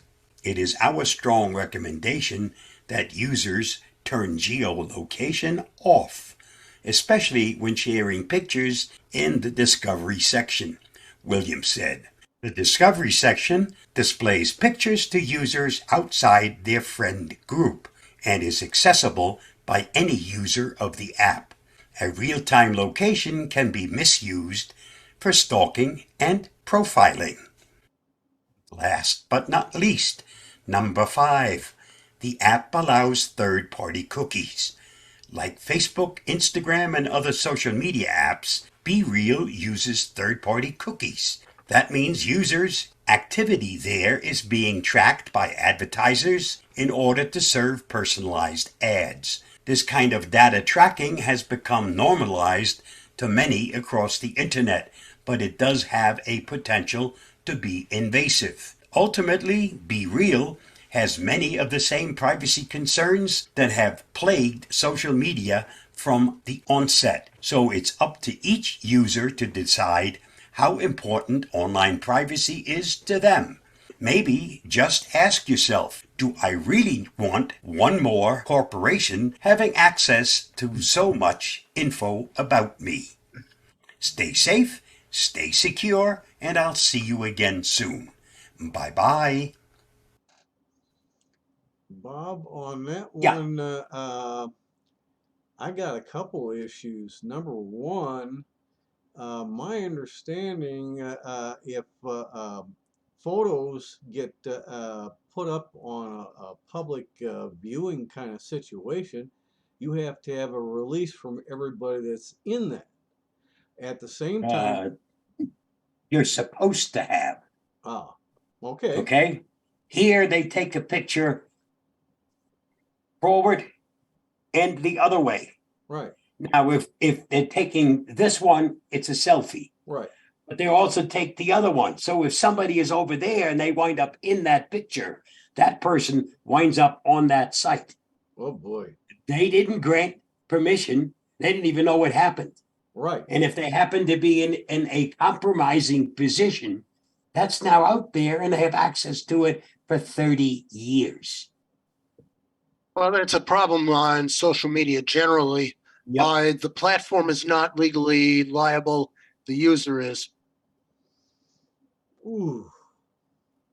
Because I bring that up due to Illinois law that recently had court decisions about privacy and lawsuits of some of the big corporations that didn't have permission. Yeah, well, in social media, the platforms are not publishers. They are platforms. And it is the people who post who are considered the people publishing. Yep. Massachusetts has two-way permission requirements too. Why I always say, don't post anything that'll come back to haunt you in the future. And also, as I posted in chat, people have been fired for what got posted from their employers because of confidentiality. Oh, what do I have here? Somebody copied the wrong link. Oh, maybe I screwed up. Yeah, Oh, because well. this one here Here are is on. three major cybersecurity predictions. Don't know whether you're interested. Otherwise, I'd try to find the other one that you have. That could be worthwhile.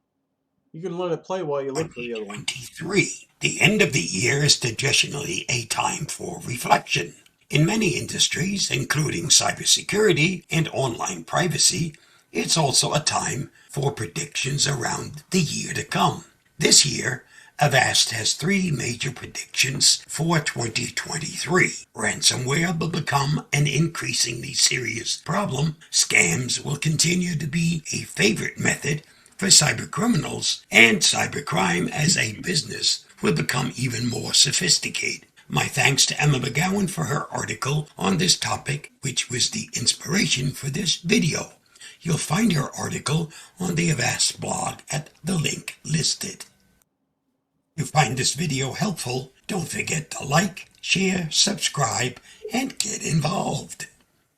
We expect ransomware to get worse. Ransomware continues to be a profitable crime in 2022 as cybercriminals use phishing attacks and other social engineering techniques to gain access to the systems of both public and private organizations. From hospitals to big corporations to individuals, it seemed no one was safe. This year, We saw cyber gangs threatening to publicly publish their target's data if a ransom wasn't paid, and we expect this trend only to grow in 2023, says Michael Salat, Threat Intelligence Director at Avast. This puts people's personal memories at risk and poses a double risk for businesses, both the loss of sensitive files plus a data breach, which can have severe consequences for their business and reputation. For 2023, Salat and his team expect to see a continued rise in this type of attack. The scandemic of 2022 becomes the scandemic of 2023. The 2022 scamdemic saw everything from romance scams to COVID-19 scams to tech support scams and more proliferating as cybercriminals went after individuals worldwide. This may be due, at least in part, to software solutions that thwart cybercrimes become more sophisticated, making people easier targets than devices. We've been living in a scandemic for some time now, and there are no signs of a slowdown, said Salat. Cyber groups go to many lengths to tap into people's worst fears, to deceive them into sending money or giving up personal data because it is easier to make people vulnerable than hacking their devices. In addition to the plethora of scams seen in 2022, Salat expects to see some relative newcomers to the field in 2023. Expect cybercriminals to get more professional. We said it before and we'll say it again. Cybercrime is, first and foremost, a business. And similar to non-criminal industries, it evolves and changes. In 2022, we saw increased professionalization in the form of conglomerates forming and even a ransom group offering a bug bounty program. But perhaps even more worrying is the intrusion of cybercriminals recruiting into spaces where young people hang out. Cybercrime has been a growing business for years, but we have started to see open source malware become more readily available and distributed on platforms like Discord, Salat says. Here are some tips on how to protect yourself against scams. Research companies and websites before buying. No matter how urgent the offer may seem, or how badly you want the item or service, do your research first. Read the website's corporate information, terms of service, and privacy policy. Many scam websites will have basic versions, if anything at all. Look up customer reviews and see what other people have to say. Pay with a credit card or trusted payment processor. Compared to debit cards and bank transfers, credit cards are far more secure. Your credit card company is on your side when it comes to fraud. When you've been ripped off, chargebacks are your friend. Avoid links and downloads. Scammers can use attachments and websites to infect your computer with malware. For example, Trojans often slip into your device while disguised as harmless attachments, and those Trojans can then bring rootkits, spyware, or adware with them. Some malware will just show you ads, while others can be far more damaging. Keep your personal information to yourself. You know how many websites ask you to answer a series of security questions in case you need to recover your password? Remember which information you set as security measures, and don't share it. Otherwise, scammers can answer your security questions with ease. Of course, this also applies to things like login credentials and account numbers. Secure yourself online. If a website offers two-factor authentication, use it. It's not bulletproof, but it's better than nothing. Use strong, unique passwords on the website you frequent and store them more securely with a dependable password manager. Next, we'll cover some tips on how to help prevent ransomware. Keep your software updated, making sure your operating system and apps get new updates as soon as they're released will plug security holes and prevent hackers from using exploits to deploy ransomware. Back up your system regularly. Ransomware typically gains its power from blocking access to important files. If you have the files backed up safely elsewhere, your chances of losing them to ransomware are reduced. Perform regular backups of your system and files. Cloud services and physical storage are both viable options, and you should use both if you can. If your device lets you set up an automatic backup schedule, do that as well. Use an ad blocker. Load up your browser with an ad blocker to shield yourself from malvertising and drive-by downloads. 2 ad-related ways ransomware can make its way into your system. Be skeptical. Be wary of strange links sent in emails or on other messaging platforms. Even if the link comes from someone you know, they could have been hacked. Learn the signs of unsafe websites and avoid visiting them. Use an antivirus. Ransomware can hurt you only if it can reach you. Employ a robust cybersecurity app that helps block malware and viruses before they get anywhere near you. Avast One helps block unsafe links, sketchy downloads, and unsecure websites. Even though the cybersecurity outlook for 2023 isn't rosy, you can still stay safe by following best practices like keeping your software and operating system updated, being careful with your emails and text messages, using a good, reputable antivirus program, and, above all, using common sense. Make 2023 a safe and enjoyable year. You deserve it. Stay safe, stay secure, and I'll see you again soon. Bye-bye.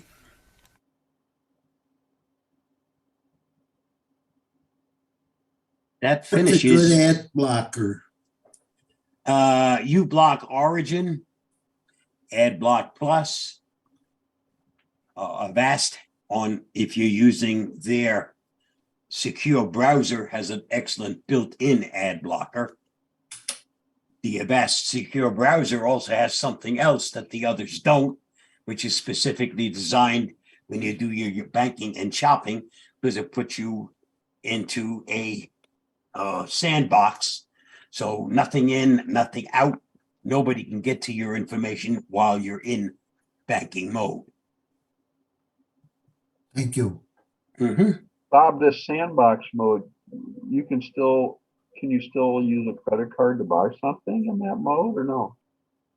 Yes, you can. But there's no way somebody else can see what's going on.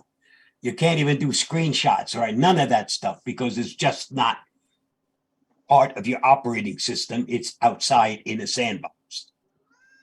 It's totally isolated itself from everything with your system. So anything running on your system can't get to that platform.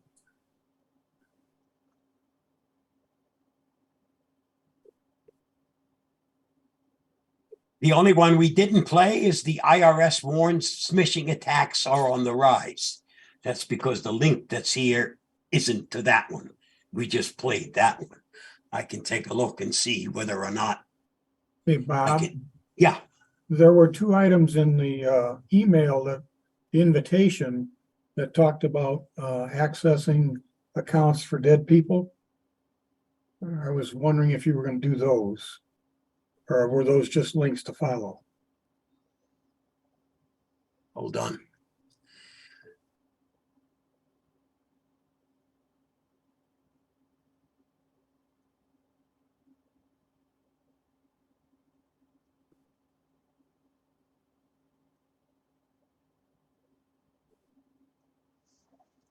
Do you see dead people, Bill?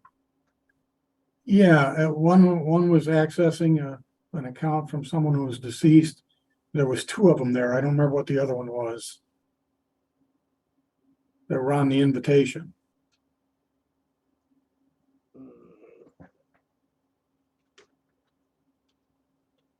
Did you say you see dead people? Yeah, Tony. Okay, what happens to your Facebook account when you pass away? Yes, Okay. that was one. And the other one is accessing a loved one's online accounts after Yeah. they die. Yeah, Hmm. that was it, Bob. There's one right there. Here's one of them. Okay.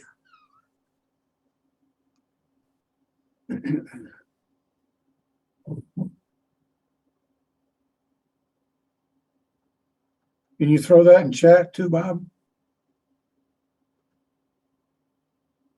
It wasn't a link in the email as far as I know. It was a list. Yeah, Yep. okay. I was wondering if you can throw that in chat, Bob. Hold on a second. Well, the whole list is in the email. Let me get it. There it is. Access. All right, here's one. Accessing a loved one's online accounts after they die. It's always best to address this topic while your loved one is still alive, and we'll also address that procedure later in this video. To read the full article by Emma McGowan on this topic, just follow the link listed. Nearly 60% of American adults have a social media account, and chances are, if you're listening to this, you're one of them. What happens to those accounts when the person dies? And what about online banking and mortgages and bills and every other online account that most of us have? This is an important question that many people don't think about until it's too late. According to a recent study, 71% of people said they would want their loved ones to be able to access their accounts after they die, but only 29% had taken steps to make that happen. This leaves a lot of people in the dark about what to do when someone close to them dies and they need to gain access to their accounts. If you find this video helpful, don't forget to like, share, subscribe, and get involved. There are a few different ways to accomplish this, depending on the account in question, but there are specific things you'll need to do in order to access most. Here are the initial steps you need to take before being able to access the online accounts of someone who has recently died. Number 1, get a copy of the death certificate. A death certificate is the first step toward establishing that the person has passed and that you're allowed to access the accounts. You can get one from your state's office or your county clerk, depending on where your area holds these records. You can also request multiple copies, which are good to have on hand in case multiple organizations want official copies and don't accept photocopies. Number 2, get a letter of testamentary. Both tech companies and financial institutions will request that you not only prove that the person is dead, but also that you have a legal right to access their accounts. That can be done with a letter of testamentary, which gives you a legal right to matters concerning their estate. Only the executor of the estate can get the letter, however. So if it's not you, then you'll need to get the executor on board. In order to obtain a letter of testamentary, you'll need to submit the deceased person's will and death certificate to the probate court. Number 3, reach out to the company. Social media and other tech companies each have their own process for requesting access to an account after someone dies.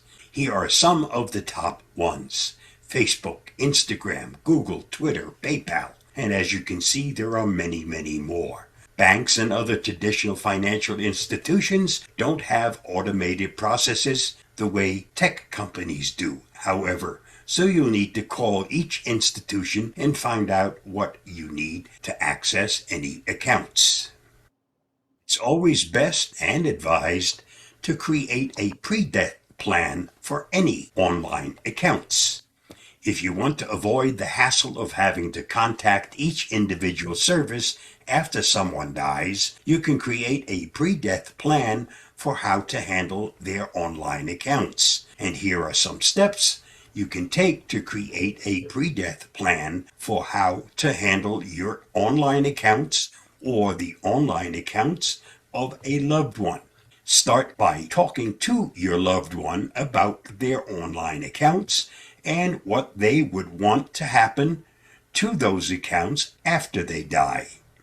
Number 2, make a list of all the online accounts that your loved one has, including the username and password for each account.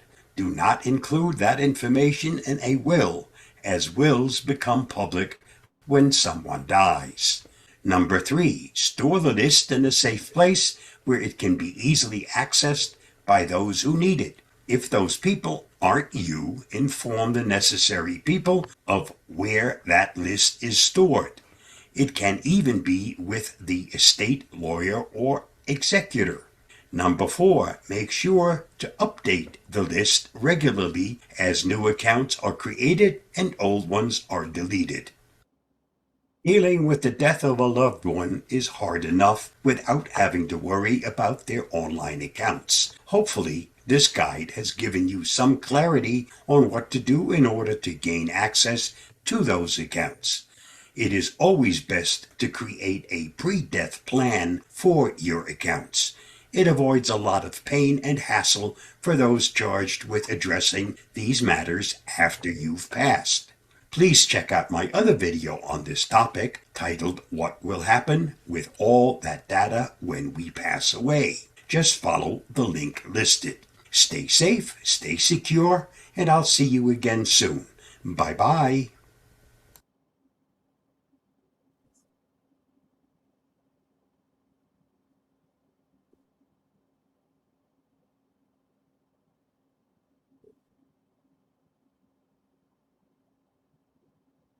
Okay, what else was there?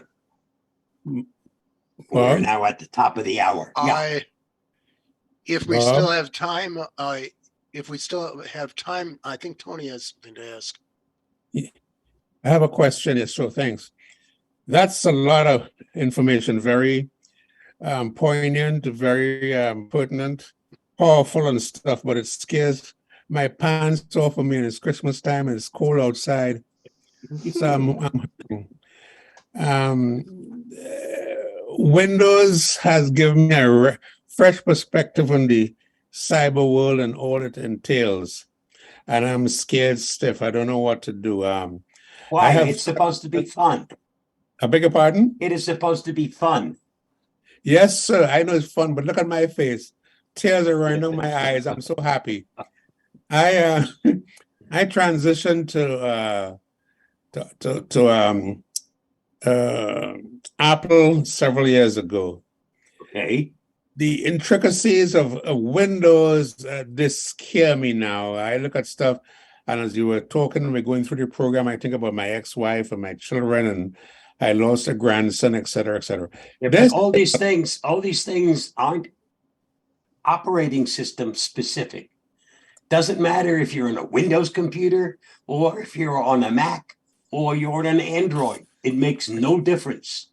These are things that you have to address, and the easiest time to address them is while you still have access and can talk it over with the person whose stuff you're going to be taking care of after they pass away.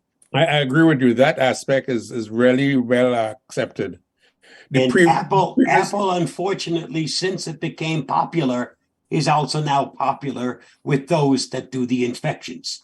There are just as many, maybe not, but percentage-wise, there are just as many infections for those that are on a Mac than there are as those on a Windows computer. Remember that percentage-wise, a whole lot more people still use a Windows system, but percentage-wise, the attacks are just as big against a Mac or an iPhone as they are on a Windows computer and an Android device. Right, yep.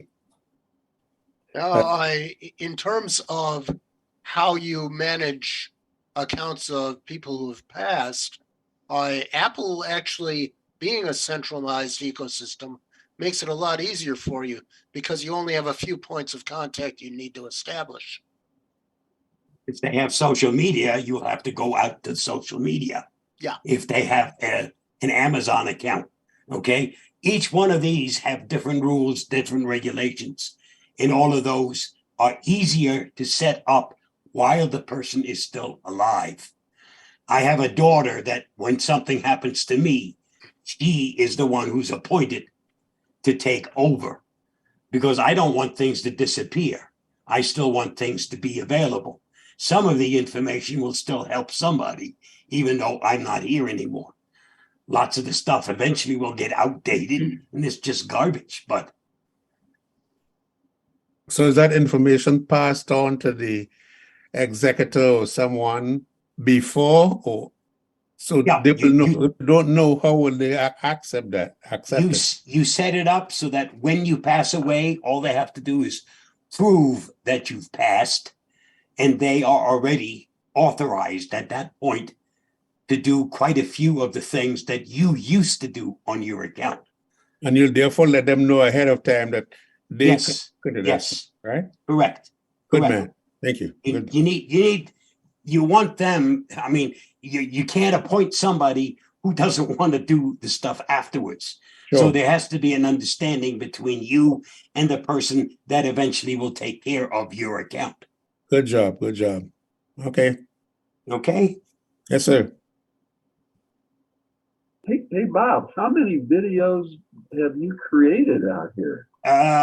Well, in excess of 2,000. How Stop do it. we follow you on YouTube? YouTube. Well, that's where you got your videos, right? Yeah, you go to YouTube and then you use the after the youtube.com, the @ Bob3160. Okay, so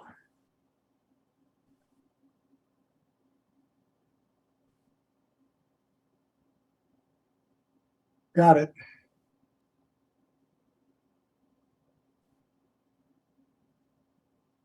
you don't need user, you just need this, and then you have the @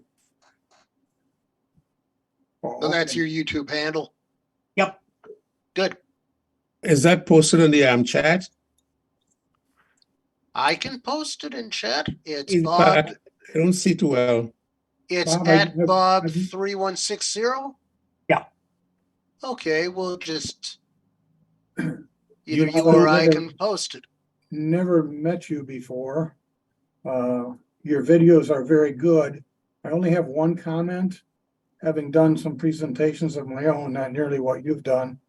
But when you do your screen capture of your text, make sure your cursor is off the screen.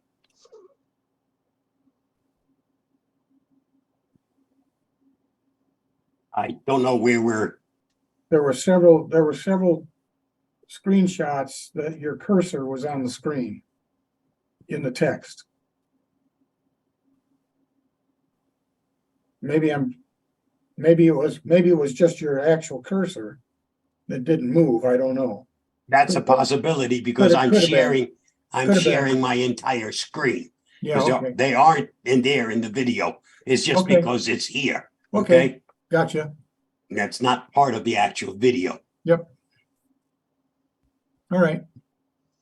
Yeah, Bob, for your information, Bill, in October's meeting that did cybersecurity. It's an annual thing since October is Cybersecurity Awareness Month. And he did that presentation, mention about some of this other stuff. So I asked him to do this meeting as well. Yeah, very good. Okay, Another future meeting might be showing us how you've set up your presentations, what you've used to do it and how you set it up. I actually have a video on that So you Some might other find day. that out there too. Yeah.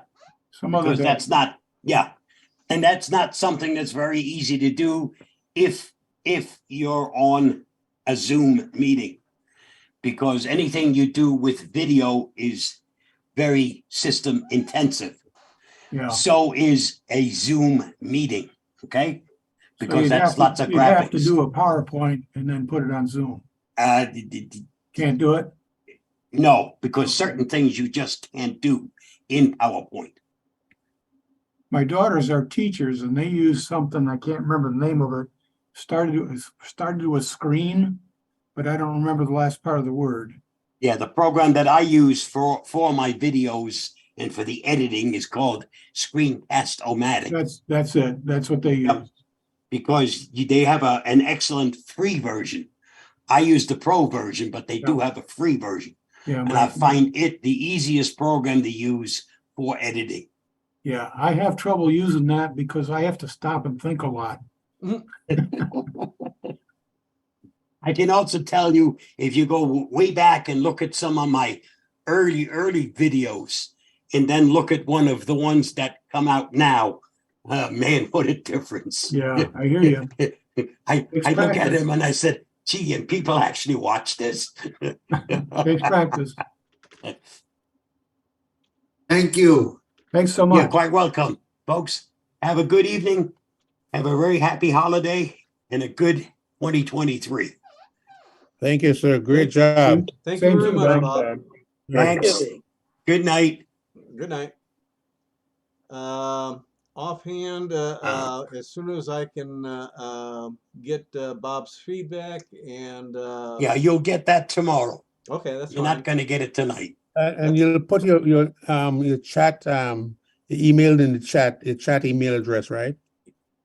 I think Bob put it in. Bob Premick. I put his handle, his YouTube handle. Okay. YouTube handle. I was trying to get at, but I didn't see it. Sorry. It's in the chat. Okay. I'll And try to. Thank and Good you. night. good night. Good night. And generally speaking, I'll also have at least an early bird link to the video that we are making here. And eventually that same video will be put up on YouTube by Sanford. So it'll be available in all the places. So probably the way Bob's talking, Bob G, that we'll probably have sometime tomorrow afternoon or evening his information, and I'll start getting that out.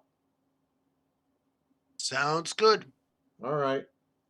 And we'll call Night, it a Irene. quit. And everybody have a very Merry Christmas, Happy Hanukkah, and a good New Year. Happy holidays. Same to you. Ho, ho, ho.